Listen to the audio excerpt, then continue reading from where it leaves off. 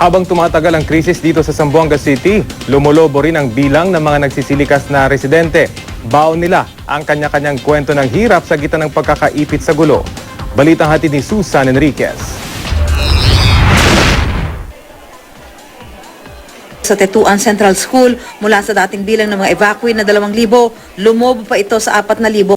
May nadagdag kasing evacuee dahil sa putukan nangyari sa barangay Talon-Talon, Zamboanga City. Isa sa mga lumikas mula sa barangay Talon-Talon si Parolita Orion. Tumindi na raw kasi ang putukan sa kanilang lugar, kaya umalis na sila. Nung sunod-sunod na talaga, tumakbo na kami doon sa doon na kami dumaan sa likuran, yung may bagong tambakan doon. Kabilang din sa nadagdag sa mga evacuee si Carlos Tupas. 9 na araw siyang hostage ng Moro National Liberation Front faction kasama ang iba pang sibilyan. Nakatakas lang daw sila nang masunog ang tinuluyan nilang bahay sa Santa Barbara. Tagaluto raw siya ng mga MNLF at tuwing lilipat sila ng lugar, ginagamit daw silang human shield. Mga alas 5:30, lumakad kami. Nahuli kami ng sundalo. Sundalo na.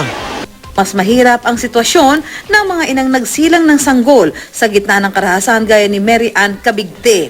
September 11, isinilang ni Mary Ann ang sanggol na si Jaden May habang nasa kasagsagan ng gulo. Siguro po lalabas na po siya pero sa sobrang kaba na din po. Kasama na po dun yung Gaya ng marami, hiling ni Mary Ann na matapos na ang gulo para maibigay ang kalingang dapat sa mga bata. Gaya ng kanyang bagong silang na sanggol na ngayon ay may kaunting karamdaman. okay na po siya kasi parang may siya inuubo.